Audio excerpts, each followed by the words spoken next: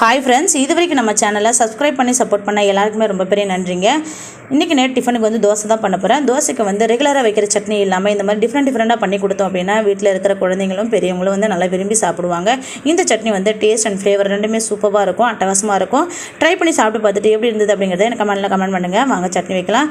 சட்னி வைக்கிறதுக்காக ஒரு table spoon அளவுக்கு ஆயில் சேர்த்துக்கலாம். ஆயில் சேர்த்துட்டு ஒரு 5-6 பல்லு பூண்டு சேர்த்துக்கலாம். பூண்டு சேர்த்து உடனே ஒரு 4 வரமிளகாய் சேர்த்துக்கலாம். வரமிளகாய் வந்து கருகிடக்கூடாது. கருகிடுச்சு அப்படின்னா colour and flavour and taste மூணுமே சேஞ்ச் ஆயிரும். ஸோ வந்து கேர்ஃபுல்லாக வந்து போட்டு வணக்கி விடுங்க.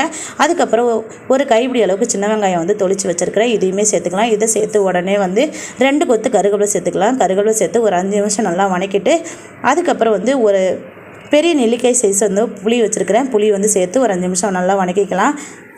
புளி வந்து புளிப்பாக இருக்கணும். இனிப்பு சுவையில் இருந்துச்சு அப்படின்னா டேஸ்ட் வைஸ் நல்லா இருக்காது. ஸோ வந்து புளிப்பான புளியாக இருந்துச்சு அப்படின்னா இன்னுமே சூப்பராக இருக்கும்.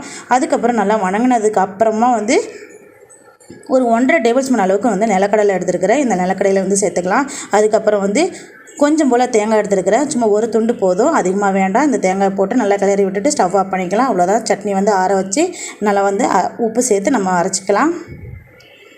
நிலக்கடலைக்கு பதிலாக நீங்கள் வந்து பொட்டுக்கடலை கூட யூஸ் பண்ணிக்கலாம். பொட்டுக்கடலை போட்டால் இன்னுமே டேஸ்ட் சூப்பராக இருக்கும். ட்ரை பண்ணி சாப்பிட்டு பாருங்கள்.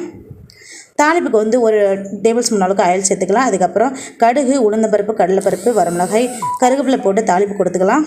கடுகு பாதி அளவுக்கு பொரிஞ்சதுக்கு அப்புறம் வந்து இதெல்லாம் சேர்த்திங்க அப்படின்னா கடலைப்பருப்பு, உளுந்தம்பருப்பு, வரமிளகாயெல்லாம் வந்து கருகாமல் நல்லா வந்து ஃப்ளேவர் நல்லாயிருக்கும். இந்த டிப் பிடிச்சிருந்தது அப்படின்னா ஃபாலோ பண்ணுங்கள்.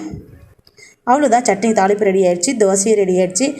இந்த பதிவு பிடிச்சிருந்தது அப்படின்னா நம்ம சேனலை சப்ஸ்கிரைப் பண்ணி லைக் பண்ணி சப்போர்ட் பண்ணுங்கள். ஃப்ரெண்ட்ஸுங்களுக்கும் ஷேர் பண்ணுங்கள். சாப்பிட்டு பார்த்துட்டு எப்படி இருந்துச்சு அப்படிங்கிறத எனக்கு கமெண்ட் பண்ணுங்கள். இன்னொரு நல்ல வீடியோட மீண்டும் சந்திக்கிறேன். பாய்.